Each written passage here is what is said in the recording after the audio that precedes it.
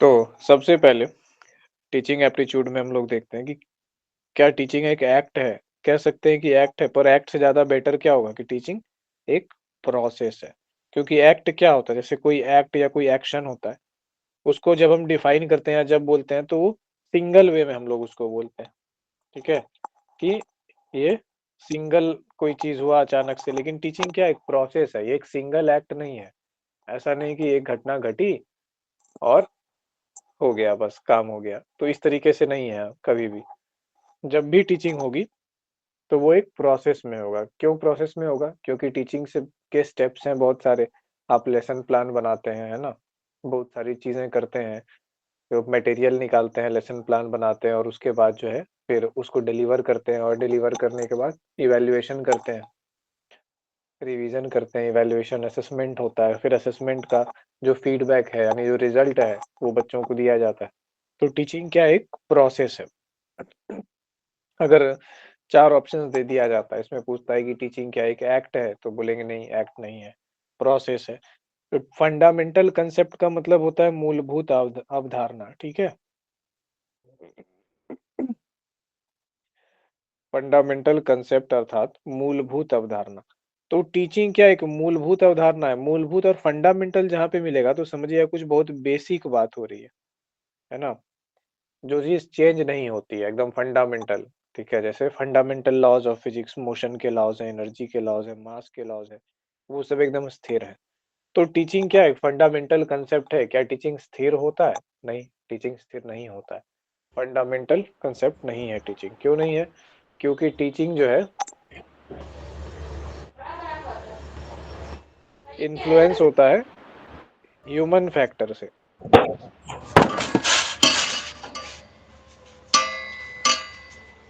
किसका mic on है भाई? वो टन-टन आवाज़ आ रहा है, बंद कर लीजिए प्लीज़। अच्छा ठीक है।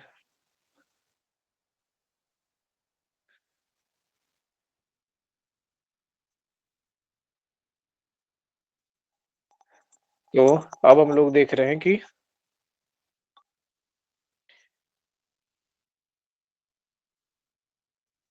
ह्यूमन फैक्टर्स जो है टीचिंग में उसको प्रभावित करते हैं। उसके अलावा क्या सोशल फैक्टर्स भी प्रभावित करते हैं। तो टीचिंग एक ऐसी चीज़ है जो कि समय के साथ चेंज होती है। जैसे कि अभी आप देख रहे हैं, एक समय में लोग जो है विद्यालय में गुरुकुल में जब पढ़ते थे, तो क्या होता था कि गुरु के पास बैठते थे और गुरु जो है मौखिक रूप से लोगों को शिक्षित कर रहे होते थे। और अभी क्या है कि कोई भी मौखिक रूप से शिक्षित नहीं होता है। अभी विज़ुअल लर्निंग आया, उसके बाद एक ब्लैक बोर्ड बनाया गया। ब्लैक बोर्ड बना करके उसमें जो है प्रॉपर बच्चों को पढ़ाया जाने लगा। तो इस तरीके से क्या हुआ कि टीचिंग के स्वरूप समय के साथ बदलता चला गया। अब अभी हम लोग मॉडर्न एज में आए हैं, सूचना क्रांति थैंक्स टू कोविड-19 इरा। कोविड-19 इरा के बाद क्या हुआ? उसके पहले भी ऑनलाइन टीचिंग बहुत सारी चीज़ें हो रही थी और बहुत फ़ीज़िबल था। ऑनलाइन टीचिंग जान रहे हैं कि इसके बहुत सारे बेनिफिट हैं। लेकिन कोविड-19 के बाद जब नॉर्मल हम लोग का लाइफ डिसरप्ट हो गया, तब टीचिंग ने एक बहुत नया आयाम लिया। ऑडियो विजुअल टीचिंग का जो है महत्व काफ़ी ज़्यादा बढ़ गया। अब ऑनलाइन टीचिंग का डिस्टेंस टीचिंग जो है पहले तो डिस्टेंस लोग मानते ही नहीं थे कि यार डिस्टेंस कोई पढ़ाई होता है, मज़ाक है पढ़ाई के नाम पे। पढ़ाई का मतलब है आमने-सामने होना चाहिए, डिस्टेंस से नहीं हो सकता। तो लोग पहले इस तरीके से सोचते थे, लेकिन अब क्या होता है कि अब हम लोग जान रहे हैं कि डिस्टेंस से भी पढ़ाई हो सकती है और अच्छे से हो सकती है। तो समय के साथ टीचिंग की चीज़ें बदली, टूल्स बदल गया, एनवायरनमेंट बदल गया, रिक्वायरमेंट्स बदल गई। अब जैसे हम आप लोगों को डिजिटल व्हाइट बोर्ड पे पढ़ा रहे हैं, तो डिजिटल व्हाइट बोर्ड पे पढ़ा रहे हैं, जैसे-जैसे जहाँ पे जब आवश्यकता होगी ऑडियो विजुअल की, तो वहाँ पे ऑडियो विजुअल दिखाया जाएगा। अगर कोई एक्सपेरिमेंट है, जैसे एक इनविजिबल गोरिल्ला वाला एक्सपेरिमेंट है, उसका वीडियो हमको दिखाना होगा, तो वो वीडियो हम दिखा सकते हैं। कोई एनिमेशन है, वो यहाँ पे चला सकते हैं। तो समय के साथ-साथ क्या हो रहा है कि टीचिंग का कांसेप्ट चेंज हो रहा है। आप लोगों को देखना है, कैसे ऑब्ज़र्व करना है, ये नहीं कि फटाक से नेट के एग्ज़ाम में होता क्या है कि 2 दिक्कतें हैं। एक तो सोचने-समझने वाला एग्ज़ाम है थोड़ा, ऐसे तो है नहीं कि मतलब एसएससी, रेलवे या फिर एसआई वाले जो एग्ज़ाम होते हैं कि आप देखते ही आंसर मारे, आया तो ठीक नहीं तो पता नहीं। मैथ में थोड़ा सोच के बनाना होता है, बस वो भी बनाना होता है, सोचना नहीं होता है। अगर आ रहा है बनाने मेथड तो बन जाएगा, नहीं तो नहीं बनेगा, 2 चीज़ है। लेकिन यहाँ पे क्या है कि सोचना भी पड़ेगा और बल्क में भी बनाना पड़ेगा, क्योंकि कम आप बनाएँगे तो पास नहीं होंगे। पहले ऐसी स्थिति नहीं थी, जैसे कॉम्पिटिशन बढ़ता गया, अब दोनों चीज़ हो गई। तो अब जो है आप लोग को एग्ज़ाम पास करना के लिए ज़्यादा मेहनत की आवश्यकता पड़ेगी। हम लोग वही देखते हैं कि फंडामेंटल कांसेप्ट क्या होता है जो समय के साथ चेंज नहीं करे, लेकिन टीचिंग क्या है, समय के साथ चेंज कर रहा है। तो teaching is not a fundamental concept. ठीक है, यहाँ तक क्लियर? कोई दिक्कत किसी को?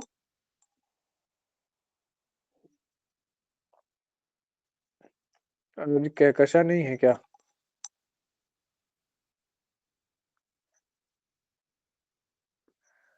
अच्छा, ऑब्जेक्टिव्स ऑफ टीचिंग।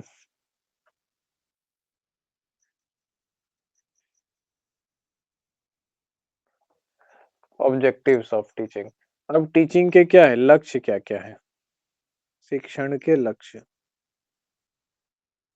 क्या? हिंदी और अंग्रेजी भाषा है। ऑब्जेक्टिव्स और टीचिंग में टीचिंग उधर है तो शिक्षण इधर है, ऑब्जेक्टिव इधर है। भाषा भाषा का अंतर रोचक है।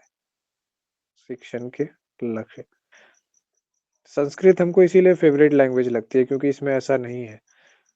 बहुत ज्यादा लैंग्वेज तो हमको भी नहीं पता है, लेकिन 3 हमको पता है। तो संस्कृत में ऐसा नहीं है, आप कोई भी वर्ड किधर भी लिख सकते हैं और उसमें सेंटेंस का मीनिंग अल्टर नहीं होता है। जैसे लक्ष्य के शिक्षण अगर हम लिख देंगे तब तो ये अलग मीनिंग हो जाएगा, लेकिन संस्कृत में ऐसा नहीं होगा। इसी का है कि उसमें ये चीज होती है, हाँ, विभक्तियां होती है जिससे मतलब तय होता है, न कि सेंटेंस में आप कहीं भी कुछ भी रखें। इसी के कारण से संस्कृत में कोई भी कंपोजिशन करना आसान है, कोई भी गाना बनाना अगर सबसे आसान है तो संस्कृत में है। क्योंकि आप किसी भी शब्द को कहीं भी प्लेस कर सकते हैं उसके म्यूजिक के हिसाब से। और इसीलिए जो पहले के टाइम पे जब संस्कृत में सिखाया जाता था, ऑरली सिखाया जाता था, रिटन सिस्टम नहीं था, मैन्युस्क्रिप्ट डेवलप नहीं हुआ था।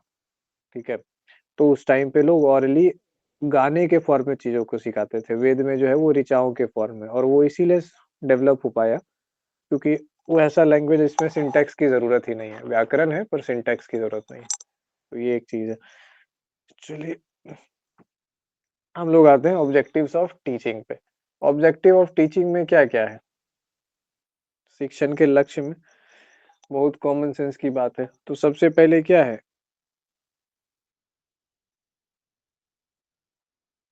व्यवहार में सकारात्मक परिवर्तन। ठीक है,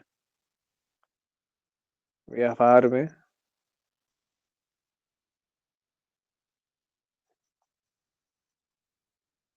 अब ये जो व्यवहार की बात कर रहे हैं तो हम लोग साइकोलॉजी के स्टूडेंट हैं, हम लोग के लिए व्यवहार शब्द का बहुत ज्यादा मतलब होता है। लोगों के लिए बिहेवियर सिर्फ बिहेवियर होगा जो आउटवर्डली आप ऑब्जर्व कर सकते हैं, पर हमारे लिए व्यवहार का अर्थ बहुत सारा है। इस व्यवहार का मतलब लर्निंग बिहेवियर भी हो सकता है, ठीक है, सोशल बिहेवियर भी हो सकता है। तो बहुत सारे बिहेवियर हैं। तो इस व्यवहार को, इसका जो प्रॉपर व्यवहार का अर्थ है उसके क्रम में सब लोग समझेंगे। ठीक है, ये नहीं कि व्यवहार मतलब, हाँ, जैसे समाज में सामाजिक व्यवहार, केवल सामाजिक व्यवहार नहीं होगा, इसमें सामाजिक व्यवहार भी होगा, शैक्षिक व्यवहार भी होगा, बहुत सारी चीजें होंगी। ठीक है, तो जब हम कह रहे हैं व्यवहार में सकारात्मक परिवर्तन, तो सभी चीजों में सकारात्मक परिवर्तन होना चाहिए।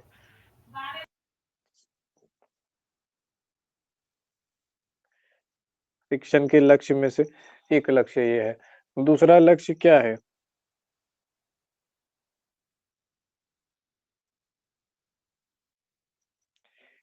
अब आपको ना शिक्षण में कभी भी ऐसा क्वेश्चन नहीं आएगा जिसमें कि ये बोलेगा कि इसमें से कौन सा शिक्षण का प्रमुख या प्राथमिक लक्ष्य है। और अगर आया तो बाकी जो 3 होगा ना, वो ऑप्शंस इतने बेहुदा होंगे कि आपको पता चलेगा कि ये 3 ऑप्शन जो है ना, ये तो है ही नहीं शिक्षण के लक्ष्य, तो आप इजीली मार पाएंगे। तो इसीलिए वैसे क्वेश्चन नहीं आते हैं।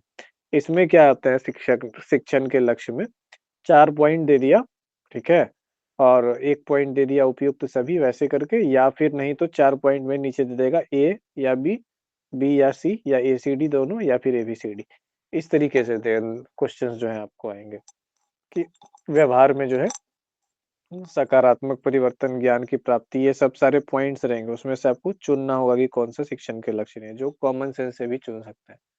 ये सब तो बहुत कॉमन सेंस की बात है। हम लोग चूंकि हम लोग खुद ही जो है पढ़ने पढ़ाने वाले लोग रहे हैं, आप खुद भी इतने साल से पढ़ते ही आ रहे हैं, पीजी करने के बाद अभी भी नेट करेंगे, पीएचडी करेंगे तो फिर पढ़ेंगे ही। तो ये ज़ाहिर-सी बात है कि ये चीज़ें आप लोग को सहज पता होंगी।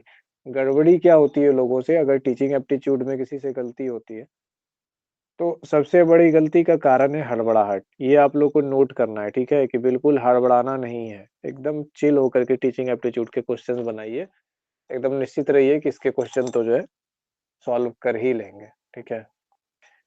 उसके बाद स्किल जो है स्टूडेंट्स का, स्किल का जो है इम्प्रूवमेंट कराते हैं। इम्प्रूवमेंट यानी ऊपर जाने को हम ऐसे करके एरो लिखते हैं, ठीक है? स्किल का इम्प्रूवमेंट, क्षमताओं का विकास कराते हैं हम लोग।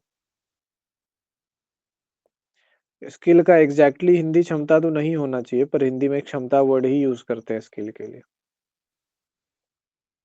क्षमता के लिए एग्ज़ैक्ट इंग्लिश वर्ड होता है कैपेसिटी।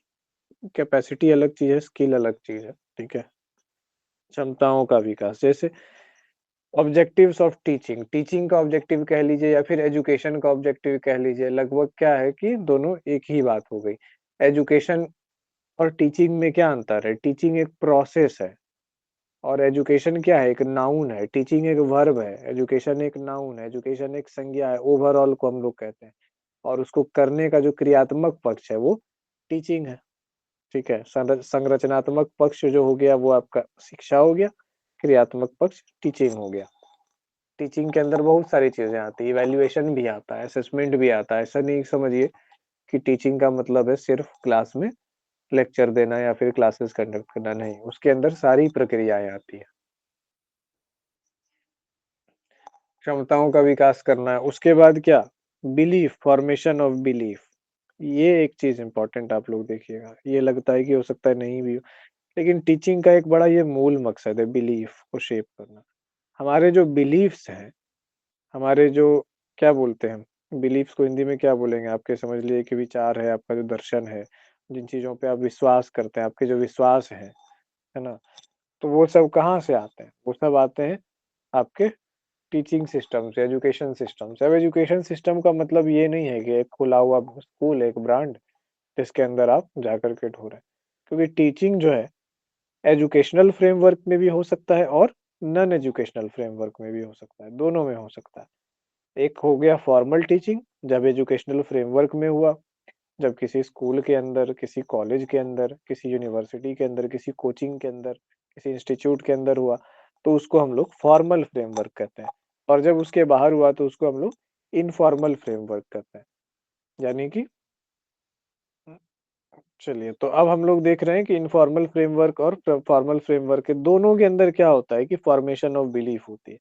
बिलीफ जो है ह्यूमन को शेप करने के लिए बिलीफ का शेप होना बहुत ज़रूरी है। जैसे समाज सिविलाइज़ हुआ, सोचिए कि जिस टाइम पे लोग अर्ली मैन थे, तो लोग एक जगह पे मतलब हर व्यक्ति समझिए कि वानर की तरह ही था, मतलब मनुष्य भी नहीं था, वानर भी नहीं था, थोड़ा बीच में था उस टाइम पे। तो एक समाज को बनाना नहीं सीखा था।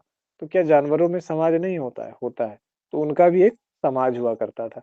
लेकिन एक काल आया जब लोगों ने एग्रीकल्चर शुरू कर दिया, जब लोगों ने क्या किया कि जानवरों को पालना चालू कर दिया। तो जानवरों को पालना चालू कर दिया और पेड़-पौधों को पालना चालू कर दिया। पेड़-पौधों को कैसे पालते हैं सर? पेड़-पौधों को उनके वन के वातावरण से निकाल करके हम लोग अपने तरीके से अपने जगह पे पालते हैं, जिसको हम लोग कहते हैं कृषि, ठीक है? तो हमने क्या किया, एक सिंथेटिक एनवायरनमेंट दिया, ठीक है? सिंथेटिक एनवायरनमेंट किसको दिया? जो जंगली पशु थे उनको भी और जो जंगली पौधे थे उनको भी। और हम लोगों ने पहले मनुष्य क्या थे? यायावर प्रकृति के थे। यहाँ से गए, एक जगह से गए दूसरे जगह, तो उनको पता चल गया कि साल के किस वक़्त में मतलब किस मौसम में कौन-सा फसल उपजता है और किस जगह पर कौन से प्रकार के पेड़ होते हैं, कौन से फल होते हैं। आप लोग सालाना देखे होंगे कि 12 महीने जो है ना, अलग-अलग चीज़ें प्रकृति में अलग-अलग मौसम में उपजती रहती है। तो मनुष्य क्या करते थे, जाते थे एक जगह से फल तोड़ा, दूसरे जगह पे कहीं पहुँचे तो पता चला एक सीज़न में यहाँ पे खा लिया पूरा, खाना खत्म हो गया। उसके बाद आगे बढ़े, पता चला कि कुछ दूरी पर इस सीज़न में यहाँ पे इस चीज़ का बागान है, वहाँ पहुँच गए। तो इस तरीके से मनुष्य चलते थे। तो इसके साथ क्या हुआ, धीरे-धीरे सबको पता चलने लगा कि किस सीज़न में क्या चीज़ उपजता है। उसके बाद लोगों ने एग्रीकल्चर की शुरुआत की। एग्रीकल्चर की जब शुरुआत की तो लोग एक जगह सेटल होके रहने लगे, जो घुमंतु जो लोग थे, वो घूमते हुए नहीं बल्कि एक जगह सेटल होकर के रहने लगे। अब जब सेटल होके आप रहेंगे, तो बहुत चीज़ें आपकी परिवर्तित होंगी, है ना? सेटल होके रहने लगे, एक निश्चित स्थिर लाइफ़ जीने लगे। तो आप में क्या हुआ कि नॉलेज आपने जो-जो स्किल्स एक्वायर किए, ठीक है? देखिए 3 नंबर जो पॉइंट है क्षमताओं का विकास, आपने अपनी क्षमताओं का विकास किया। उन क्षमताओं को क्या किया? अगले को दिया, उसको एजुकेट किया, ठीक है? बच्चा जो है या जो भी है, वो रह करके सीखा वहाँ पे उस क्षमताओं का। और फिर क्या हुआ ज्ञान की प्राप्ति हुई, उससे उसके व्यवहार में क्या हुआ सकारात्मक परिवर्तन हुआ और फॉर्मेशन ऑफ बिलीफ भी साथ-साथ हुआ। साथ-साथ क्या है उसकी विचार प्रक्रिया भी बदल रही है। उसके अंदर एक बिलीफ शेप कर रहा है। अब वो बिलीफ क्या होगा कि वो बिलीफ कैसे शेप करेगा कि बहुत सारी चीज़ें जो मान्यताएँ होती है समाज में, उन मान्यताओं को लेकर के चलेगा। फॉर एग्ज़ाम्पल कृषि को वेदों में जो है ना कृषि को उत्तम साधन कहा गया है जीवन निर्वाह का। यानी कि अगर जीवन में सबसे अच्छा अगर कोई काम है करने के लिए, रोज़गार के लिए तो वो किसानी है, कृषि है। तो क्या आप उसको वर्तमान समय में प्रासंगिक पाते हैं? नहीं। किसानी सबसे घाटा का काम है और वेदों में ऐसा लिखा हुआ है। तो उस समय वैदिक काल की जब आप बात करेंगे तो पता चलेगा कि लोग क्यों एक जगह से दूसरे जगह आते थे, इतनी अशांति क्यों थी, मार-झगड़ा ये वो क्यों था?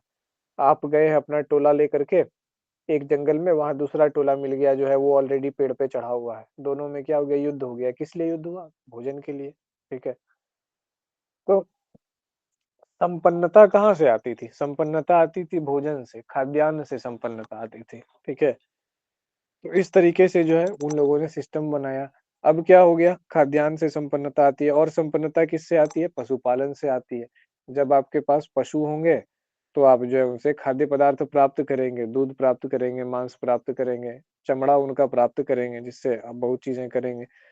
फिर पशु के गोबर और कृषि को तो आप लोग संबंध जान ही रहे हैं कि दोनों एक-दूसरे का साइक्लिक है, एक-दूसरे का पूरक है, यानी कि फसल और पशु। तो इस तरीके से जो है जो जितना अच्छा किसान होगा वो उतना अमीर होता जाएगा। तो इसी कारण से उस समय जो है उस काल में कहा गया कि कृषि को उत्तम साधन कहा गया। तो ये जो कहा गया कि कृषि उत्तम साधन है, ये क्या है? बिलीफ है, ठीक है? इस बिलीफ को लेकर के व्यक्ति आगे बढ़ा, उसने भी खेती की, ठीक है? और इस तरीके से क्या हुआ कि कृषि से जुड़ी जो चीज़ें हैं उनका महत्व बढ़ने लगा। गाय का महत्व बढ़ा, बैल का महत्व बढ़ा, ठीक है? अब ज़ाहिर-सी बात है कि जिसके लिए गाय जो है मतलब क्या बोले उसको उस एटीएम मशीन जो है वैसी सभ्यता में गाय क्या होगी एटीएम मशीन होगी। गाय का जो पेशाब होता है गाय और बकरी का, मवेशी का, उसको लेकर के आप पेड़-पौधों पे अगर छिड़क देते हैं, तो कीड़ा नहीं लगता है, ठीक है? फिर उसका क्या वो गोबर से जो है खाद बनता है, ये पता ही है आप लोगों को। फिर आपके खेत में जो खरपतवार हुआ, उसको छाँट करके लाइए, उसको गाय को खिला दीजिए। जो चारा जो हुआ, आपने जो फसल निकाला, फसल निकालने के बाद जो खेत साफ किया, उसको आप चाहे तो कच्चा खिलाइए या तो सुखा के उसको भूसा के रूप में खिलाइए। तो ये कितना पूरक की तरह काम करता है। ऊपर से गाय का बच्चा अगर बेटी होती है, ठीक है, फीमेल होती है, तो फिर वो दूध देगी आपको, उसे दूध से आपका पोषण होगा और अगर मेल होता है, तो फिर वो श्रम में आपके काम आएगा, बैलगाड़ी है वो। तो गाय जो क्या थी, वैदिक सभ्यता के केंद्र में इतनी महत्वपूर्ण थी कि जो है कि उसके बिना संभव हो ही नहीं सकता है कोई चीज़। वो उन लोग के इकोनॉमी का एक बहुत बड़ा टूल था। इसीलिए गाय के दान करने की परंपराएँ थी। ये सब चीज़ें जो हम बोल रहे हैं ना, ये सिर्फ़ ऐसे आउट ऑफ टॉपिक नहीं जा रहे हैं, क्यों? क्योंकि ये वैदिक knowledge system, Indian belief system, knowledge system जो हम लोग पढ़ते हैं पेपर 1 में, उसमें भी इन चीज़ों की चर्चा है। ये सब चीज़ें पढ़नी है हम लोगों को। और इसी के बेसिस पे जो है ना, वो ग्रंथ वगैरह सब बने हैं, ऐसे इन बिलीफ्स के बेसिस पे। तो हम लोग क्या देख रहे हैं? शिक्षण के लक्ष्य में हम लोग देख रहे हैं कि बिलीफ कहाँ से आता है, फॉर्मेशन ऑफ बिलीफ, है ना? बिलीफ बनता कहाँ से? जब आप कोई चीज़ को देख रहे हैं अपने सामने घटित होते और फिर बार-बार वो एजुकेशन के फॉर्म में आया और धीरे-धीरे क्या होता है वो बिलीफ के फॉर्म में आ जाता है। आज क्या है कि गाय अप्रासंगिक हो गई है, बर्डन हो गई है लोगों के लिए, चारा खरीद के लाना पड़ता है ऐसे-वैसे। तो ज़ाहिर-सी बात है कि गोपालन को कोई उत्तम साधन नहीं मानेगा। है ना? आप कृषि को अगर देखेंगे तो उत्तम साधन नहीं मानेंगे। जिनके पास ज़्यादा जो किसान जिनके पास ज़्यादा कृषि का काम है, वो ज़्यादा संपन्न माने जाएँगे। जिनके पास ज़्यादा गायें हैं, वो ज़्यादा ताकतवर और संपन्न माने जाएँगे उस काल में। इस तरीके से क्या होता है कि फॉर्मेशन ऑफ बिलीफ जो होता है, बिलीफ बनता है और बिलीफ कैसे बनता है? टीचिंग से। टीचिंग का लक्ष्य भी है बिलीफ बनाना। अब लक्ष्य क्यों है टीचिंग का बिलीफ बनाना? ये प्रश्न है कि अपने आप तो बना, पर टीचिंग से हम बिलीफ क्यों बना रहे हैं? इसीलिए बना रहे हैं क्योंकि टीचिंग क्या है? अपने ज्ञान और अपनी संस्कृति को अगले को देने का माध्यम है, ठीक है? ये चीज़ है।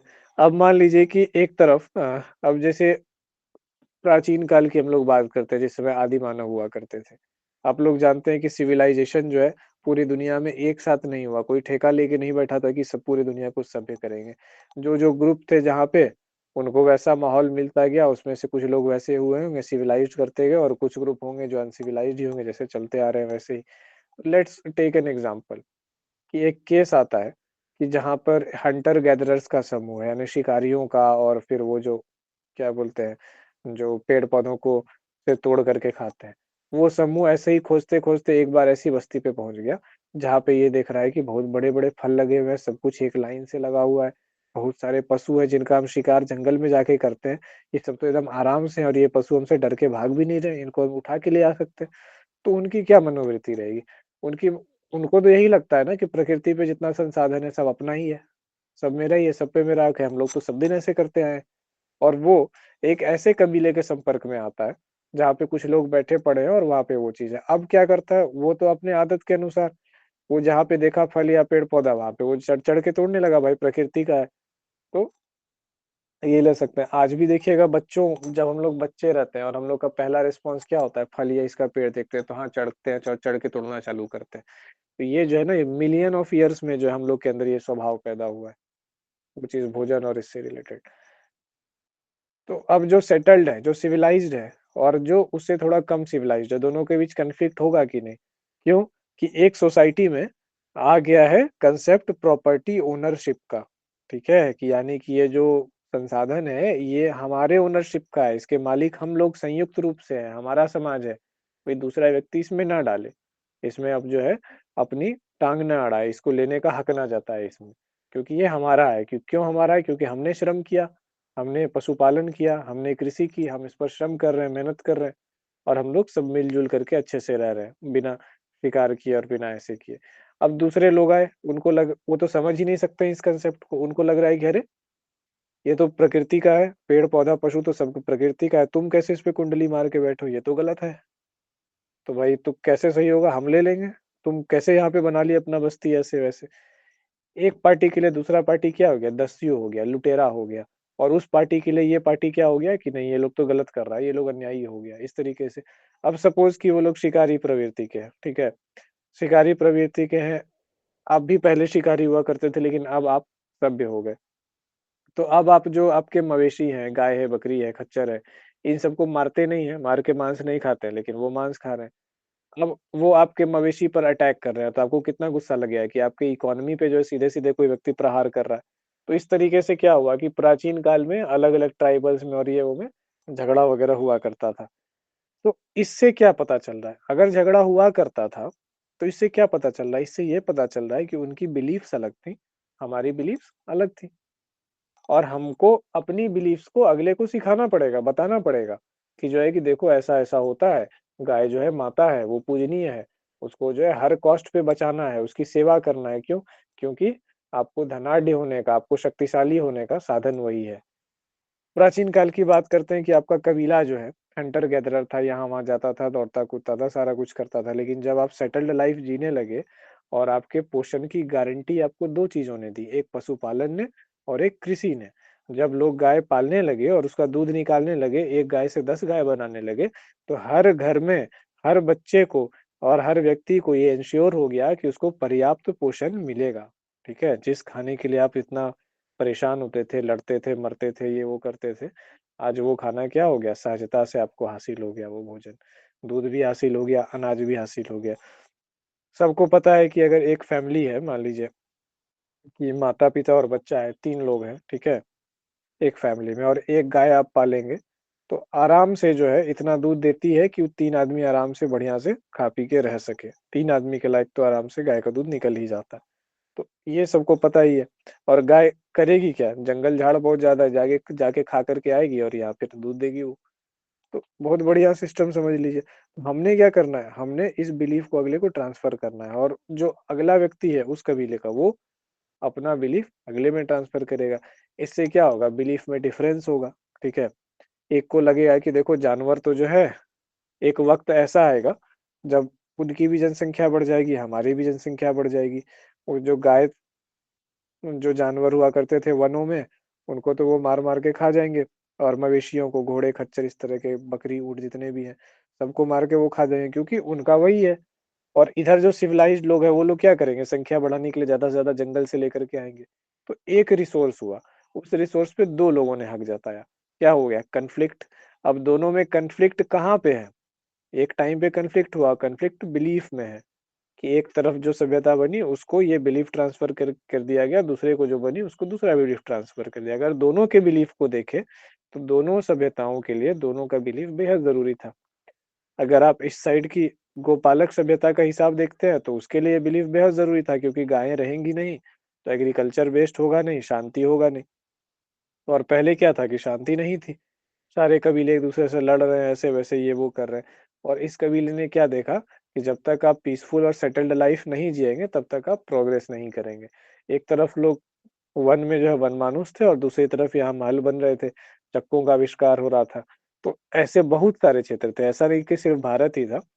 इराक का जो प्रेजेंट एरिया है, ईरान इराक का दजला फुरात घाटी जिसको कहते हैं, टिग्रिस यूफ्रेट्स, बेबीलोनिया और सुमेर, वहां पे भी सभ्यता जो है अपना पांव पसार रही थी। नदी घाटी में फिर आप नील नदी के पास कुछ समय के बाद देखिएगा, सबसे प्राचीन माना जाता है कि इन्हें, ये सभ्यता को, अभी हम लोग जिस टाइम तक पढ़े थे उस टाइम तक, अब और प्राचीन निकल रहा है यूपी और बिहार ये सब के इलाके में, जो सिंधु घाटी से पुरानी सभ्यताएं निकल रही है।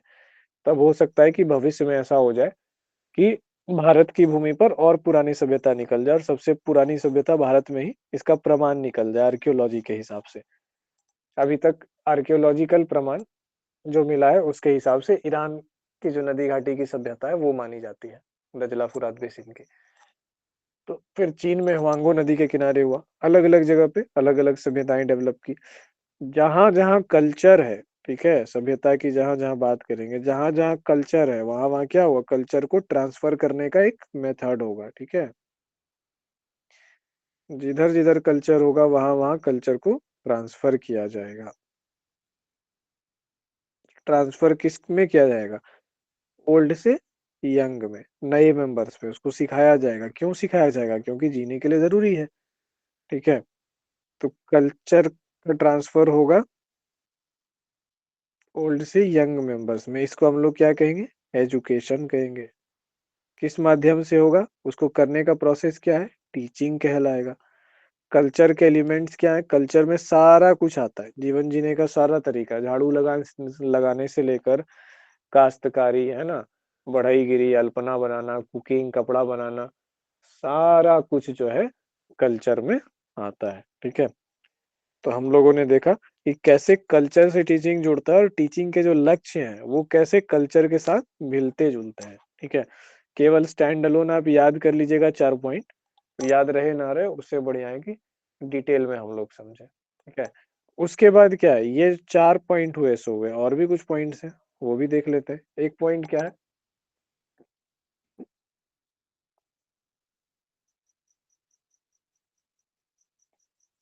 समाजोपयोगी संसाधन बनाना। व्यक्ति क्या है, व्यक्ति को एक मानव संसाधन के रूप में देखा जाता है। तो टीचिंग का जो है एक ऑब्जेक्टिव क्या है, कि समाज के उपयोग में जो है व्यक्ति आए, वैसे संसाधन का निर्माण करना, ठीक है। मानव संसाधन, संसाधन का अर्थ हो गया यहाँ पे मानव संसाधन। तो जब हम लोग टीचिंग करेंगे तो हम लोग का लक्ष्य क्या होता है, लक्ष्य ये होता है, क्या ऐसा चाहते हैं कि टीचिंग करके किसी को क्रिमिनल बनाया जाए, किसी को बैंक लुटेरा बनाया जाए, किसी को हैकर बनाया जाए? ऐसा कोई स्कूल होता है क्या, नहीं होता है। एटलीस्ट प्लेन साइट में तो नहीं होता है, हिडन साइट्स में अगर कोई हो तो हो। इटली वगैरह में सुनते हैं गैंगस्टर बनने का स्कूल वगैरह सब होता है। मतलब स्कूल सरकारी स्कूल नहीं होता है, वो गैंगस्टर लोग का खुद का ये होता है कि आप वहां पे जाइए, सारी कलाएं, ताला तोड़ने से लेकर के जो है, स्मगलिंग से लेकर के ह्यूमन ट्रैफिकिंग, जितना सब कुछ होता है सब कुछ सीखिए, मार्शल आर्ट सीखिए। ऐसा सुनने में आया है, क्योंकि इटली में जो है बहुत सारे गैंगस्टर और गैंग्स वगैरह हैं जिनका बहुत कठोर होल्ड होता है इन चीज़ों पे, दुनिया के मतलब अंडरवर्ल्ड के जो काम होते हैं।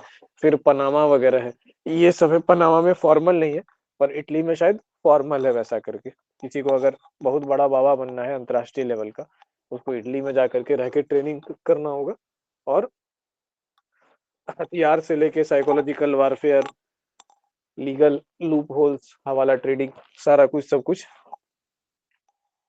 सिखाने का ऐसे करके ये चीज़ हुआ है। लेकिन ये तो हो गई असामाजिक बात, ठीक है? समझिए कि राक्षसों का विद्यालय एक बन गया, लेकिन एक्चुअली में टीचिंग ऐसा होता है क्या? नहीं होता। जब टीचिंग ऐसा नहीं होता है, ये समाजोपयोगी संसाधन जो समाज के किसी काम में आए मनुष्य, एक पॉजिटिव काम है, तो ये कॉमन सी चीज़ें हैं कि ऑब्जेक्टिव ऑफ टीचिंग के बारे में हम लोग देखते हैं, ठीक है? अब नेचर ऑफ टीचिंग पे हम लोग थोड़ा-सा बात कर लेते हैं।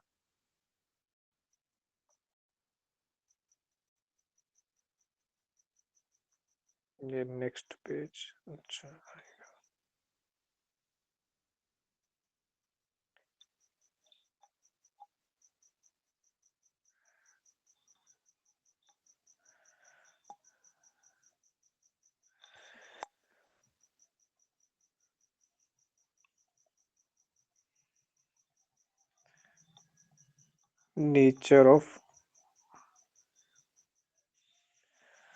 Nature of teaching. टीचिंग का नेचर क्या है? सबसे पहले तो डायनामिक है। डायनामिक मतलब जिसमें मोशन हो, गतिशील।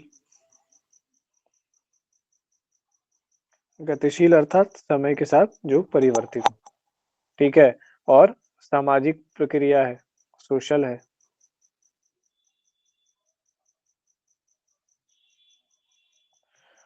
और क्या है? ह्यूमेन है, मानवतावादी है।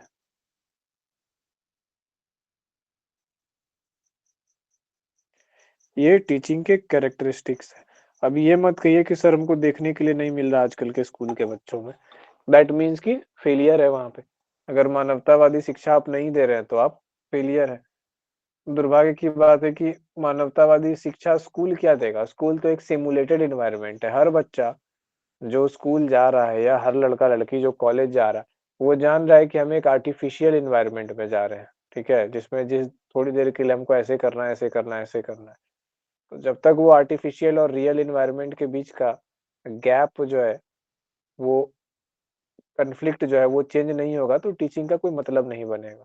आप जो स्कूल में सिखा रहे हैं, पढ़ा रहे हैं, जो शिक्षित कर रहे हैं, वो रियल लाइफ में काम नहीं आएगा, तो फिर कुछ नहीं होगा उससे, ठीक है? क्योंकि मेन जो है शिक्षण का उद्देश्य क्या है? जो रियल लाइफ है, जो वास्तविक जीवन है, उसमें परिवर्तन करना, उसमें चीज़ों को बेहतर ढंग से समस्या सॉल्व करना। लेकिन होता क्या है, जिस तरीके से जो चीज़ें, जो वैल्यूज़ हम लोग को शिक्षा मतलब विद्यालय में, महाविद्यालय में जहाँ सिखाई जाती है, अनफॉर्चुनेटली वो बाहर काम नहीं आ रहा है। क्यों नहीं काम आ रहा है? क्योंकि जो अच्छी चीज़ें शिक्षक सिखा रहे हैं विद्यालय में, हर जगह सिखाए जा रहे हैं, वो बाहर कोई यूज़ नहीं कर रहा है, ठीक है? आप फॉर एग्ज़ाम्पल जैसे बचपन से हम लोगों को सिखाया जाता है कि बड़ों का रिस्पेक्ट करो, बड़ों की बात मानो, ठीक है? जो भी आपसे उम्र में बड़े हैं उनको मतलब अच्छे से बात करो, रिस्पेक्ट करो, उनकी बात को मानो। अब ये कितना डेंजरस चीज़ है कि अगर किसी बच्चे के मन में इस चीज़ को उसने डाल लिया कि बड़ों की बात मानते हैं और वो घर के बाहर के बड़ों की बात मानने लगा, तो कितनी सारी होस्ट ऑफ चीज़ें उसके साथ गलत हो सकती है, उसकी कल्पना से परे, आज के समय में सोचा जा सकता है। अगर आप किसी व्यक्ति का रिस्पेक्ट करते हैं आउट ऑफ कि मतलब ठीक है, कि नहीं एकदम टोटल रिस्पेक्ट, उनकी बात मानेंगे, बड़े हैं, अंकल हैं, ऐसे-वैसे जो घर के बाहर हैं, ऑफ़िस में है या यहाँ वो है। बहुत ज़्यादा आपका जीवन रॉन्ग टर्न में जा सकता है। तो आपको क्या करना होगा? भले ही एजुकेशन में सिखाया जाता है कि नहीं नज़र झुका के बात करो, किसी को उस वे में नहीं देखो, पर मॉडर्न लाइफ़ डिमांड करती है कि आप मूल्यांकन कर पाएँ, चाहे व्यक्ति आपके फ़ादर और दादा की उम्र का ही क्यों ना हो। आप उसके एक्ट से, आप उसकी बातों का मूल्यांकन कर पाएँ। आपको पता होना चाहिए कि अगले को कितना रिस्पेक्ट दिया जा सकता है और कितना नहीं दिया जा सकता है। नहीं देने योग्य व्यक्ति को अगर जहाँ आपने रिस्पेक्ट दिया, तो आपको दिक्कत हो जाएगी, सिर्फ़ संस्कारी बनने के चक्कर में। तो ये क्या हमने एक एग्ज़ाम्पल दिया कि जो मानवतावादी टीचिंग है, ठीक है? अगर ये नहीं मिल रही है, ठीक है? अगर आप किसी व्यक्ति को प्रैक्टिकल होना सिखाते हैं कि देखो व्यक्ति को मूल्यांकन करो फिर रिस्पेक्ट करो, है ना? ये मत करो कि जो है कि आउट ऑफ सब जगह जो है ना संस्कार सब जगह हर किसी का रिस्पेक्ट करने लगे, किसी को जवाब नहीं दिया कुछ भी, है ना? क्योंकि आप वो कैटेगरी के पीपल नहीं है कि आपको एज के साथ जो है ना बहुत अच्छे-अच्छे लोग या वो चीज़ें मिलेंगी। बहुत नेगेटिव लगता है, साउंड करता है, लेकिन प्रैक्टिकल है और अनफॉर्चुनेटली आपको ऐसा करना पड़ेगा, ठीक है। एक समय हुआ करता था कि जब आप बच्चे होते थे, ठीक है, तो आप ट्रेन में, बस में कहीं पे जाएँगे और देखेंगे कोई बुजुर्ग या कोई अधेड़ आदमी या कोई आपसे बड़ा आदमी भैया लोग की उम्र का ऐसे देखता था, "अरे बच्चा, अरे आ जाओ, बैठ जाओ, इधर बैठ जाओ।" वो उठ जाता था। स्त्रियों को देखकर लोग उठ जाया करते थे, बुजुर्गों को देखकर लोग उठ जाया करते थे। आज आपको ऑपरेशन किया हुआ भी रहेगा ना, तो भी लोग सीट नहीं देते, वैसे बीमार स्थिति में भी नहीं देते। तो समाज काफ़ी बदल गया है। तो ये जो पॉइंट हम लोग देख रहे हैं क्या, डायनामिक, गतिशील, नेचर ऑफ टीचिंग क्या है, गतिशील है। जिस प्रकार से जो हम लोग जिनको आदर्श मानते थे पुराने प्राचीन समाज की, और जो एक्चुअली में किसी एक अच्छी समाज की निशानी भी है, दुर्भाग्यवश आज भारतीय समाज में उस तरीके से करना बहुत मुश्किल हो गया है, बहुत ही ज़्यादा दिक्कत हो गया, ठीक है? और टीचिंग क्या, एक सोशल प्रोसेस है। टीचिंग कभी भी आपको एंटी सोशल होना नहीं सिखाता है। कितना भी गतिशील हो जाए, है ना? समाज कितना भी बदल जाए, कितना भी बुरा हो जाए, कितने भी इसके चेक्स एंड बैलेंसेस खत्म हो जाए, कभी भी आपको टीचिंग असामाजिक होना नहीं सिखाता है। तो ये जो है नेचर ऑफ टीचिंग में जो है ये 3 मूल चीज़ें हैं जो कि हम लोगों को याद रखनी है, ठीक है? इसके बाद हम लोग देखते हैं कि टीचिंग जो है ये क्या है कि बोथ आर्ट और साइंस है, बोथ है। आर्ट भी है और साइंस भी है। साइंस क्यों है? क्योंकि इसमें साइंटिफिक थ्योरी का उपयोग करते हैं ना, साइंटिफिक मेथड्स का उपयोग करते हैं, इवैल्यूएशन का यूज़ करते हैं, मेज़रमेंट का यूज़ करते हैं, लॉजिक का यूज़ करते हैं। सारे साइंटिफिक फैकल्टी का यूज़ करते हैं, लेकिन उसका यूज़ हम कैसे करते हैं, है ना? वही तो आर्ट है, ठीक है? जैसे इलेक्ट्रिक पियानो वगैरह जो आता है, कैसियो वगैरह आप लोग देखते होंगे, कैसियो बजता है, तो कैसियो का बजना जो है एक विज्ञान है, उसके अंदर माइक्रो कंट्रोलर्स हैं, साउंड के लिए स्पीकर्स लगे हुए हैं, तो बजना एक विज्ञान, लेकिन उसको बजाना एक कला है, ठीक है? यानी किसी चीज़ को ऑपरेट करना, आप कैसे ऑपरेट करते हैं, वो एक कला है। बंदूक क्या है कि बंदूक के अंदर जो चीज़ें होती है, गोली कैसे चलती है, वो एक विज्ञान है। लेकिन आप गोली चलाएँगे कैसे, ये एक कला है। हर व्यक्ति को अगर हाथ में उम, बंदूक दे दिया जाए, तो क्या होगा, वो असफल होगा। मान लीजिए 5 आदमी आपको घेरे हुए हैं पाँचों दिशा से, ठीक है? या 7 आदमी हैं, आपके बंदूक में 7 गोलियाँ और 7 आदमी 7 तरफ से घेरे हुए हैं और आपने पिस्तौल तान दिया, आप क्या करेंगे? और वो सातों एकदम पूरे आपको तुले ही हुए हैं, क्या करोगे? एक ही गोली चलाओगे ना, बाकी तो 6 हैं, चला तो, तब क्या करोगे? तो आपको जो है, अगर यूट्यूब वगैरह पे आप लोगों ने देखा हो कि बहुत लोगों को जो स्पेशल फोर्सेस वगैरह की ट्रेनिंग होती है, वो हाथ को इस तरीके से नचाते हैं और इस तरीके से ट्रेनिंग होती है कि वो 1 मिनट के अंदर 6 से 7 गोलियाँ और सातों दिशाओं में चला सकते हैं। पलक झपकते जो है जितना आदमी घिरा हुआ था सब ढेर हो जाएगा। तो वो जो आपने देखा कि वो क्या था? वो आर्ट था। उस साइंस को आर्ट बना। तो टीचिंग हम लोगों का क्या है? टीचिंग हम लोग का एक आर्ट है। कोई टीचर, और ये डिपेंड करता है कि कौन कितना अच्छा आर्टिस्ट है, उस पे डिपेंड करेगा रिजल्ट, बच्चे कितना लाइक करते हैं। जैसे टीचिंग में अगर बच्चों की बात करें तो आप सभी ने देखा होगा कि जो मैम होती हैं, है ना? यूजुअली जो छोटे बच्चे होते हैं, उनका फीमेल एफिनिटी बहुत ज़्यादा होता है क्योंकि मदर के बहुत करीब होते हैं। प्राइमरी केयर गिवर क्या होती है? मदर होती है। मदर क्या होती है? जिस एज में होती है, उस एज ग्रुप की कोई फीमेल अगर उसकी टीचर हो और उसमें मदर वाली क्वालिटीज़ हो, वैसे ही स्नेह देती हो, वैसे ही प्यार देती हो, मीठा बोलती हो, दिखने में सुंदर हो, तो क्या बच्चा इमोशनली ज़्यादा क्लोज़ महसूस करता है। इसीलिए आप देखिएगा किंडरगार्टन और ये वो चीज़ों में जो टीचर्स होती हैं, वो कम एज की लड़कियों को लाया जाता है उसमें, है ना? वैसे ही जो मतलब बच्चों से प्यार से बात कर पाएँ, उनके साथ जो वक़्त है उसको एन्जॉय कर पाएँ, है ना? ऐसा नहीं कि वो फ्रस्ट्रेट हो जाए। तो जब आपका एज थोड़ा-सा ज़्यादा होता है या ऐसा होता है तो यूजुअली आपको बड़े क्लासेस दिए जाते हैं। और जब आप में वो चीज़ है कि नहीं, बच्चों को भी मतलब आप में किसी को प्यार देने की क्षमता है, ठीक है? बिना शर्त के, और वो झेलने की भी क्षमता है कि बदमाशी कर रहा है, आपका थोड़ा-सा दिमाग कच्चा है। तो उस टाइम पे आपको वो चीज़ मिलता है। तो वैसे जो टीचर्स होती हैं, जो मैम होती हैं, जो गा-गा के डांस कर के बच्चों को राइम पढ़ाती हैं, पोएम पढ़ाती हैं। हम लोग भी जब छोटे थे तो वैसे मैम लोग थे, हम लोग बहुत खुश होते थे, स्कूल जाना बहुत अच्छा लगता था। तो क्या होगा कि आर्ट वाला पक्ष आप लोग देखिए और साइंस वाला पक्ष। तो नेचर ऑफ टीचिंग में हम लोगों ने देखा कि बोथ है, आर्ट एंड साइंस। अब हम लोग देखते हैं कि टीचिंग जो है आर्ट और साइंस तो है ही, इसके अलावा और क्या चीज़ें हैं? डाइवर्स इन एप्लीकेशन होता है टीचिंग, ठीक है? डाइवर्स इन एप्लीकेशन, बहुआयामी।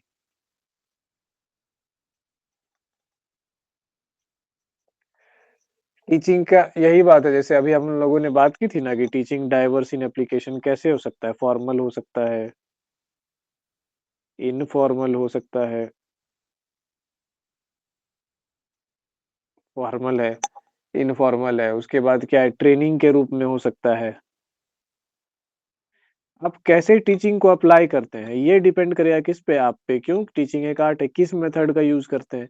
कंडीशनिंग के रूप में हो सकता है। कंडीशनिंग का मतलब रिवार्ड एंड सप्लाई। जैसे बच्चे को कहते हैं ना कि हाँ, तुम अगर होमवर्क बनाओगे, बच्चे का फेवरेट कार्टून शो आ रहा है, वो जिद कर रहा है कि हमको कार्टून देखना है, कार्टून देखना है, तो हम लोग बच्चे को क्या करते हैं, ठीक है कार्टून दिखाएंगे, तुमको देखने देंगे, पर तुमको ये होमवर्क बनाना होगा, होमवर्क बनाओगे तो कार्टून देखने मिलेगा, नहीं तो नहीं मिलेगा। हम लोग क्या कर रहे हैं, कंडीशनिंग कर रहे हैं। अब बच्चा भी होमवर्क बनाया, फिर कार्टून देखने गया, बस खुशी खुशी बिहेवियर सेट। तो आप क्या कर रहे हैं, रिवार्ड और पनिशमेंट के द्वारा उसके बिहेवियर को मॉड्यूलेट कर रहे हैं, ठीक है। तो इस तरीके से हमें पता चला कि नेचर ऑफ टीचिंग क्या क्या है।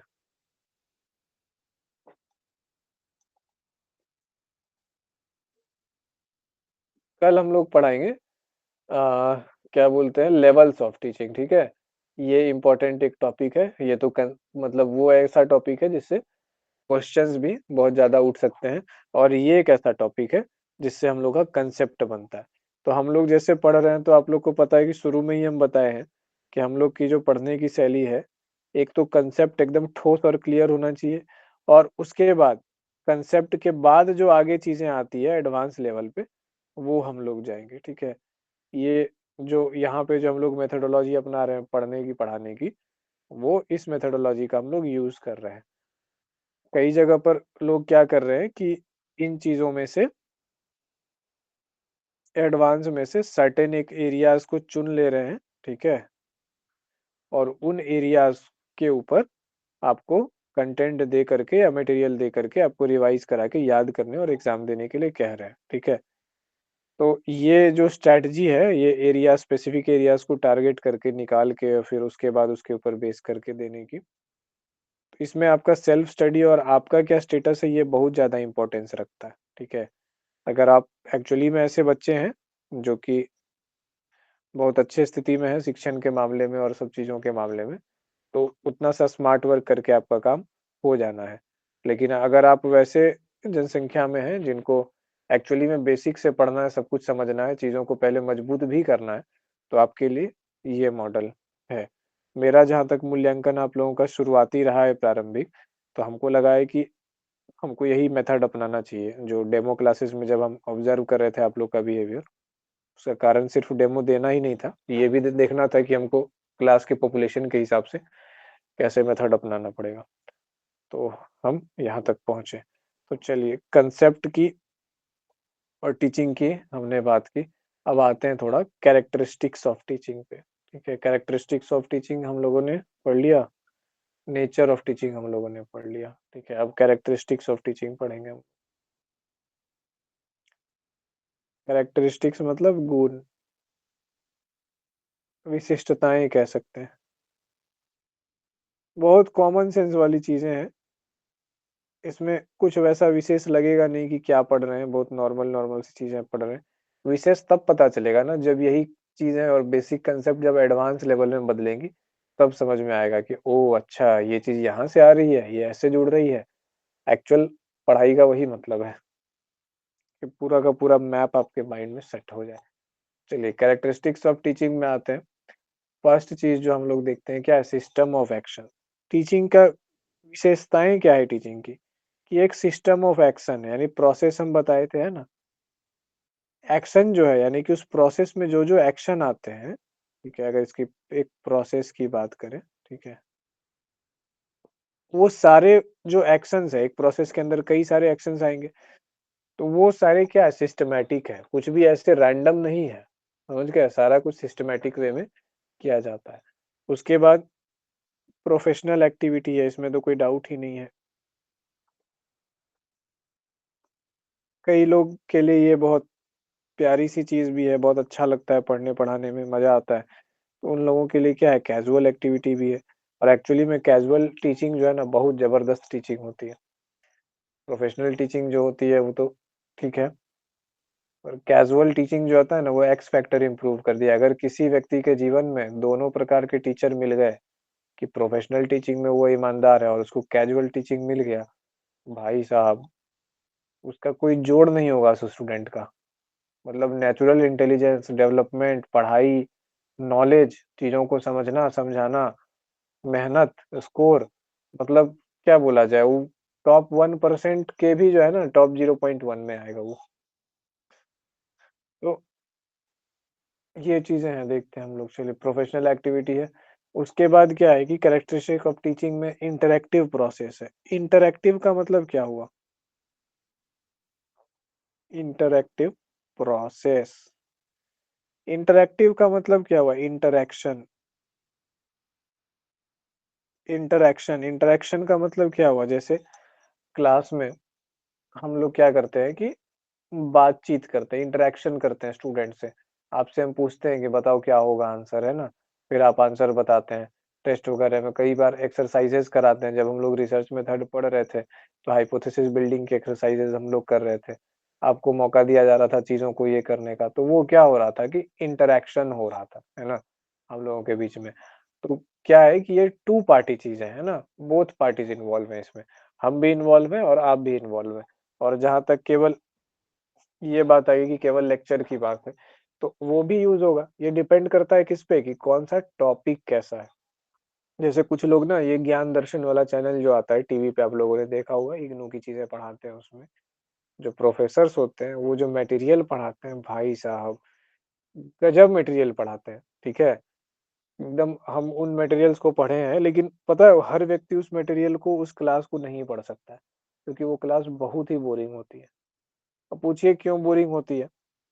लेकिन अब ये समझिए कि जो सब्जेक्ट स्पेसिफिक चीज़ है, जो डीप चीज़ है, जो गहराई चीज़ है, उसमें उतरने के लिए, उसको समझने के लिए आपको भी एक लेवल ऑफ कंसंट्रेशन की ज़रूरत पड़ेगी। आप में भी वो मेंटल डिसिप्लिन होना चाहिए कि अगर लेक्चर बोरिंग भी है, तो भी हम पूरा सुन रहे हैं, समझ रहे हैं और फिर जब समझ आने लगेगा, तब फिर वो आपको दिमाग को ना फिर वो चाहिए ही नहीं होगा, जो दिमाग को इंटरेस्ट खोज रहा है ना कि हाँ, जो जैसे खान सर पढ़ाते हैं, बड़े रोचक ढंग से पढ़ाते हैं। रोचकता बहुत ज़्यादा हो जाती है और क्या हो जाता है, इन्फॉर्मेशन का ठीक है, जिस लेवल पे वो पढ़ा रहे हैं वहाँ तक ठीक है, पर हायर लेवल पे जो स्टूडेंट्स पढ़ते हैं, उनको लगता है कि यार रोचकता तो बहुत ज़्यादा है। फिर आप एक अवध ओझा सर के बारे में सुने होंगे, उनका रील्स वगैरह पूरा डायलॉग मारते हैं, खूब रोचक है। लेकिन कंटेंट क्या हो जाता है, इस रोचकता में कंटेंट कहीं गायब हो जाता है। लेकिन आपने सॉलिड टीचर्स को अगर देखा होगा इग्नू वगैरह या यूजीसी के उस पे ज्ञान दर्शन चैनल पे, तो वो लोग जो टीचिंग करते हैं, उनके 1 डेढ़ घंटे के लेक्चर को बिना 1 मिनट भी इधर-उधर ध्यान गए सुनना बहुत मुश्किल है और जिसने उस मुश्किल को कर लिया ना, फिर वो बच्चा डीआरडीओ, आईआईटी ये सब जगहों से कहीं नीचे लैंड तो नहीं करेगा, इतना निश्चित कर लीजिए। और जो सिंसियर स्टूडेंट्स होते हैं वो पढ़ते हैं और ज़्यादातर क्या होते हैं कि हम लोग को बस थोड़ा ऐसा चाहिए कि सर थोड़ा हल्का करके बताइए, थोड़ा इंटरेस्टिंग करके बताइए। तो उन चीज़ों में कभी-कभी कंटेंट की गरिमा का भी नुकसान हो जाता है। तो हम लोगों ने देखा इंटरैक्शन के बोथ साइड्स, ठीक है?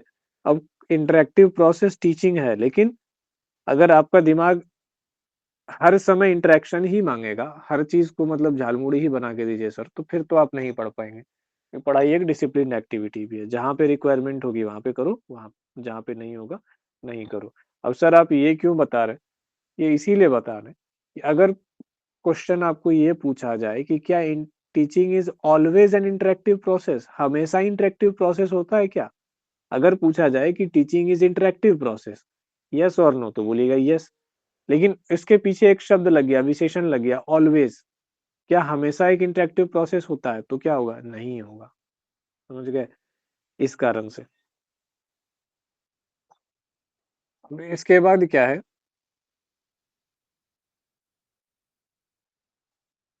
टीचिंग का एक कैरेक्टरिस्टिक्स है एनालिसिस एंड असेसमेंट। मान लीजिए कि यही हम आप लोग को पढ़ा रहे हैं क्लास में, ठीक है? तो लगभग डेढ़ महीने से हम पढ़ा रहे हैं आप लोग को। तो क्या 1.5 महीने में हम कुछ एनालिसिस नहीं किए होंगे आप लोग के बिहेवियर से? मेरे माइंड में कुछ ओपिनियन फॉर्म हुआ होगा सारे स्टूडेंट्स के प्रति। कुछ-कुछ लग रहा होगा कि कौन-कौन स्टूडेंट हैं जिनसे कि हम पॉसिबल एक्सपेक्टेशन कर सकते हैं रिजल्ट का और कौन-कौन है जिससे हम नहीं कर सकते हैं। हालाँकि ये भी क्या होगा एक प्रोबेबिलिटी होगा।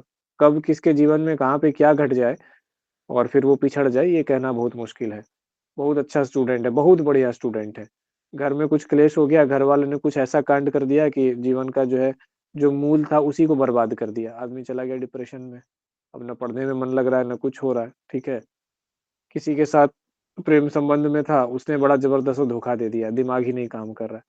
तो भाई किसके साथ क्या हो जाए ना ये कहना बड़ा मुश्किल है, लेकिन फिर भी जो भी टीचर है वो क्या करते हैं आपका हर समय एनालिसिस एंड असेसमेंट कर रहे होते हैं। कई बार वो बोलते हैं, कई बार नहीं बोलते हैं। अगर 100 एनालिसिस करेंगे टीचर तो आपको एक बार टोकेंगे कि भाई क्लास कर लो, सिंसियर बोलो, ठीक है?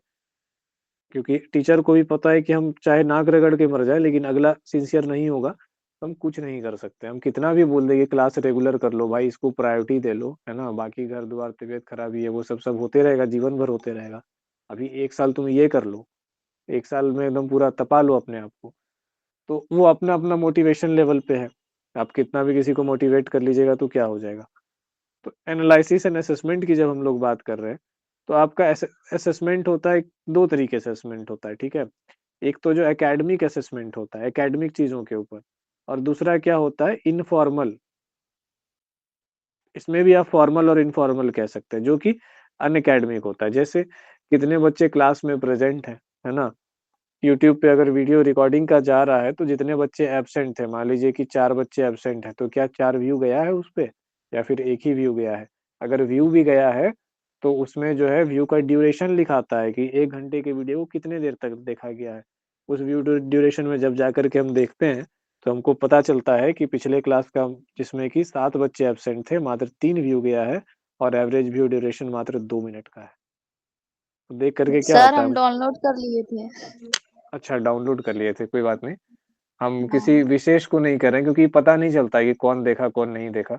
तो इससे क्या हो रहा है कि हमको नहीं, हम तो तो देखते हैं तो मतलब लाइक भी करते हैं और फिर मतलब जैसे अगर उस टाइम टाइम रहता है तो पढ़ लेते हैं, नहीं तो फिर डाउनलोड करके मतलब रख लेते हैं इसीलिए। हाँ, तो सही है आप लोगों के लिए ही है ना सारा वो रिकॉर्डिंग तो इसीलिए किया ही जा रहा है, जिसका छूट-वूट जाए वो लोग देख ले। तो ये देखिए क्या है कि एक असेसमेंट है, इसको समझिए कि जब टीचर पढ़ा रहा होता है वो एसेस भी कर रहा होता है, फॉर्मली भी कर रहा होता है, इनफॉर्मली भी कर रहा होता है। अब ये इसलिए नहीं है कि हम अपने क्लास के लिए हम रोना रो रहे हैं यहाँ पे कि क्या कर रहे हो, नहीं। ये इसीलिए है क्योंकि क्वेश्चन में अगर पूछा जाएगा कि एनालिसिस और असेसमेंट कैसे होता है, फॉर्मल और इनफॉर्मल दोनों हो सकता है क्या?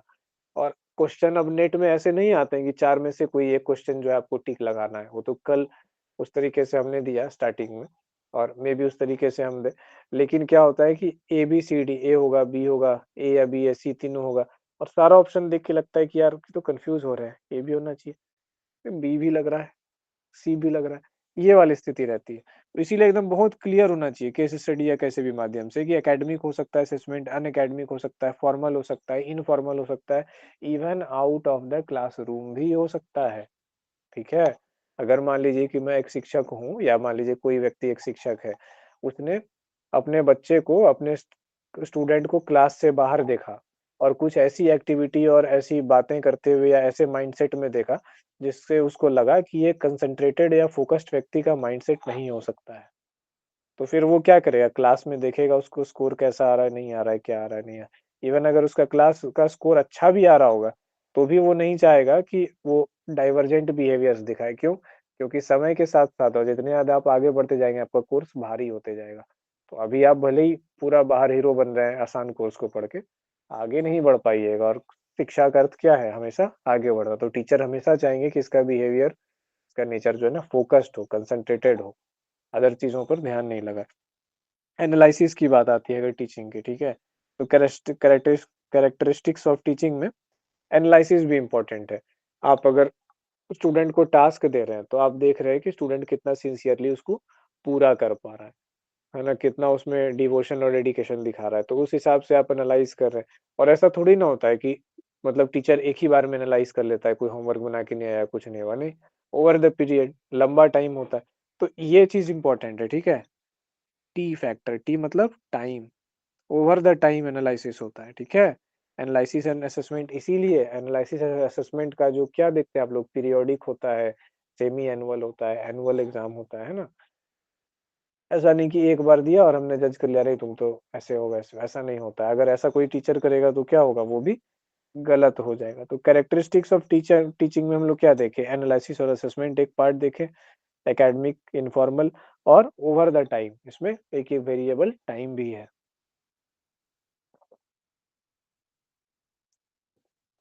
अगर सोचिए कि एब्सोल्यूट होता है, जैसे जॉब वगैरह में होता है कि आपका जो मूल्यांकन होता है, वो कितना एब्सोल्यूट होता है। किसी इंटरव्यू में या किसी नौकरी लेने में 3 स्टेप है।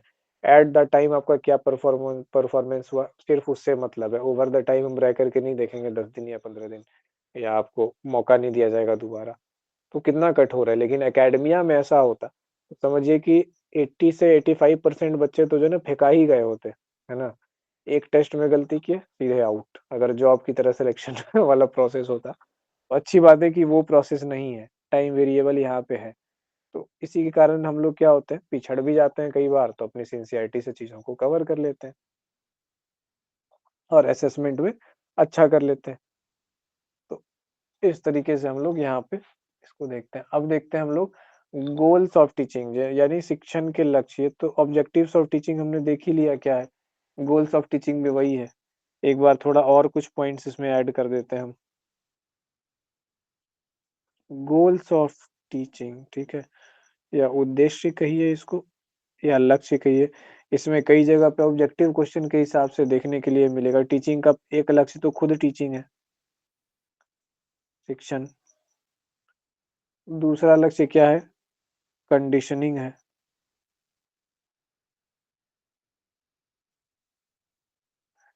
तीसरा लक्ष्य क्या है, ट्रेनिंग है। कंडीशनिंग पता ही है, व्यवहार में जो चेंज होता है हम लोग, इंस्ट्रक्शन। कंडीशनिंग की जब बात करते हैं तो किसका नाम याद आना चाहिए, बिहेवियरिज्म का नाम याद आना चाहिए। याद आता होगा आप लोगों को। जब बिहेवियरिज्म का नाम याद आता है तो किसका नाम याद आना चाहिए, वाटसन का नाम याद आना चाहिए। और किसका नाम याद आना चाहिए, स्किनर का याद आना चाहिए। और अगर आपको नहीं याद आता है तो इसका मतलब है आपके मेमोरी का कंसोलिडेशन सही से नहीं हुआ है, आपने लर्निंग सिंसियरली नहीं किया, और किया है तो रिवाइज नहीं किया। क्योंकि क्लासिकल कंडीशनिंग जब हम लोग पढ़ते हैं कहाँ पे, बिहेवियर। जब जब हम कंडीशनिंग वर्ड सुनते हैं तब तक हमको इन दोनों व्यक्ति का याद आता है, वाटसन और स्किनर, एक टोपी वाला और एक गंजा। दोनों व्यक्ति का हमको जोड़ी दिखाई पड़ता है ऐसे मुस्कुराते हुए, कि पूरा बिहेवियरिज्म बिहेवियरिज्म ये लोग कर रहे थे। चलिए, ट्रेनिंग के बाद आते हैं हम लोग इंस्ट्रक्शन। इंस्ट्रक्शन तो पार्ट होगा ही टीचिंग का। और इंडोक्ट्रिनेशन, ये एक वर्ड है, ध्यान देखिएगा। इंडोक्ट्रिनेशन, ठीक है, ये वही है फॉर्मेशन ऑफ बिलीफ वाला पार्ट, है ना? इसको अंग्रेजी में इंडोक्ट्रिनेशन कहते हैं। तो इस वर्ड को ध्यान देखिए, ऐसा नहीं कि इस वर्ड को देख के डर जाना, इंडोक्ट्रिनेशन क्या है। अब इसके बाद हम लोग कल के क्लास में पढ़ेंगे लेवल्स ऑफ टीचिंग। टीचिंग के लेवल्स क्या होते हैं। आसान है, क्वेश्चन भी कई बार इससे आए हैं, लेकिन हम लोग केवल लेवल ऑफ टीचिंग का हम लोग क्या करेंगे कि याद नहीं कर लेंगे कि क्या-क्या लेवल है। हाँ, जान गए, याद कर लिए। क्योंकि जनरल नॉलेज काम नेट में तो नहीं देने वाला है। स्कॉलर को जनरल नॉलेज काम नहीं देता है, स्कॉलर को विशिष्ट ज्ञान की आवश्यकता पड़ती है। ब्लूम्स टैक्सोनॉमी आप लोगों ने पढ़ा है कॉग्निटिव डोमेन में, ठीक है? पहला लेवल, ठीक है, ये क्या होता है? दूसरा लेवल, तीसरा लेवल। हम लोग का गोल क्या होना चाहिए कि चौथा और पाँचवाँ लेवल है। हम लोग का जो गोल एरिया है, हम लोग का गोल एरिया है तीसरा और चौथा लेवल। तो पढ़ाई हम लोग को उसी लेवल से करनी है। पहला लेवल क्या होता है, नॉलेज यानी मेमोरी लेवल। बेटा ये क्या है, ये एप्पल है, ये क्या है, ये लीची है, ठीक है, बस। उसके बाद क्या है, अंडरस्टैंडिंग लेवल। अच्छा, ये लीची है, इसको कैसे खाते हैं पापा, इसको यहाँ से ऐसे नाखून गथाते हैं, छील करके इसको निकालते हैं, फिर इसको दांत लगा के खाते हैं और अंदर से गूदा निकालते हैं, खाने में मीठा लगा। ये हुआ अंडरस्टैंडिंग लेवल, ठीक है। ये दो लेवल से जो है ना, जनरल कंपटीशन इन दो लेवल पे है। कितना आपका मेमोरी है, अगर आप रेलवे एसएससी की तैयारी कर रहे हैं तो मेमोरी का पोर्शन ज़्यादा है। अंडरस्टैंडिंग मैथ में है। उसके बाद जो हायर लेवल का कंपटीशन है, सारा इससे ऊपर ही है। एप्लीकेशन और एनालिसिस सब आता है। इसमें कौन-कौन से आते हैं? आईआईटी के एग्ज़ाम, ठीक है? नीट के एग्ज़ाम्स, उसके बाद नेट के एग्ज़ाम, गेट के एग्ज़ाम, डीआरडीओ के एग्ज़ाम। तो भले ही फॉर्म कोई भी व्यक्ति भर ले, ठीक है? आराम से यूनिवर्सिटी से यू पीजी-वीजी कर रहा आदमी, आराम से भर ले। लेकिन आप समझ लीजिए कि आपकी जो मानसिक मेहनत और आपकी शिक्षा का जो डेडिकेशन का लेवल है, जो रिक्वायरमेंट है इस एग्ज़ाम के की आपके आपसे, वो किस लेवल की है? आईआईटी और नीट के एस्पायरेंट के बराबर की, और हम लोग उससे आधा भी नहीं पढ़ते हैं।